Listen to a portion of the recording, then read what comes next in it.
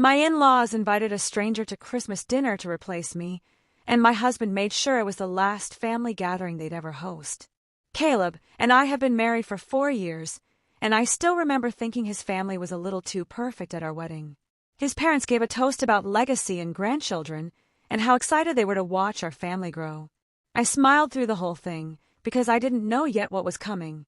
2 years into our marriage, we found out I have a condition that makes pregnancy nearly impossible.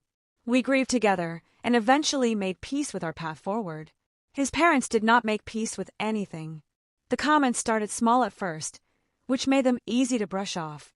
His dad would make jokes about Caleb wasting his good genes, and his mom kept mentioning women from church who were so good with children while staring directly at me. Caleb shut every comment down, but his family would just laugh and wave him off. "We're just worried about the family line," his mom would say. I told myself I could live with the occasional jab until the summer barbecue when everything shifted.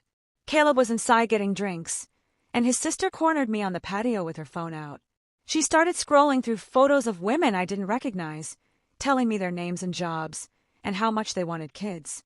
"Just in case things don't work out," she said with a smile that made my skin crawl. We all know Caleb wants to be a dad. He shouldn't have to give that up for anyone. I stood there frozen while she kept scrolling, and all I could think was that these people had been auditioning my replacement behind my back for months. Caleb found me crying in the car 20 minutes later, and he confronted his sister right there in the driveway. She told him he was overreacting and that she was just trying to help. When the Christmas invitation came, his mom was unusually insistent that we arrive on time because there would be someone special joining them. Caleb and I pulled into the driveway that night, and I noticed an unfamiliar car parked out front. We walked inside to find the dining room table set with one extra place setting and a woman I had never seen before already seated and smiling at my husband like she had been waiting for him her whole life. His mom introduced her as a friend of the family and gestured for us to sit down. The woman kept finding excuses to ask Caleb questions about himself while his mom beamed at them from across the table. I watched his mom steer every conversation back to the stranger's accomplishments and her traditional values, and how much she loved kids. Finally, his mom sat down her wine glass and smiled at Caleb like she was presenting him with a gift. "We really think you two should get to know each other better," she said. "She wants children, lots of them." His mom turned to me with a look of pity that made my stomach turn. "We had to do something, sweetie. She's fertile." We checked. The room went silent. I could feel everyone staring at me, waiting to see if I would just sit there and take it. The woman across the table wouldn't even look at me.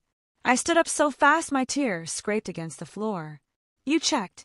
You interviewed her like she's applying for a job as your son's breeding partner." His mom rolled her eyes and told me I was being dramatic. "We're trying to help. You can't give him a family, so we found someone who can." "That's not cruelty, honey. That's love." Caleb stood up next to me. "You have never once seen my wife as a person. She's not a broken incubator you can swap out when she stops being useful. She's the woman I chose, and you just proved you've spent our entire marriage waiting for her to fail." His dad stood up and pointed at me. "We gave you everything. We paid for that wedding.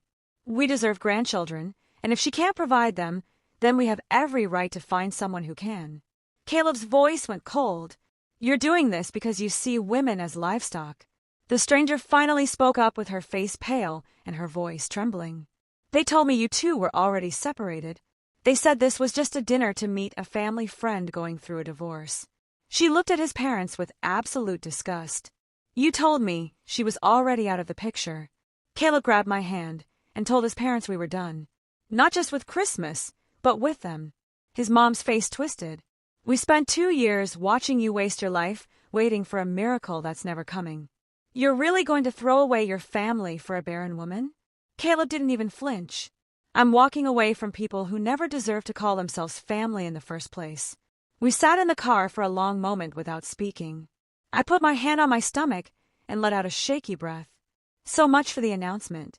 Caleb took my hand and squeezed it gently.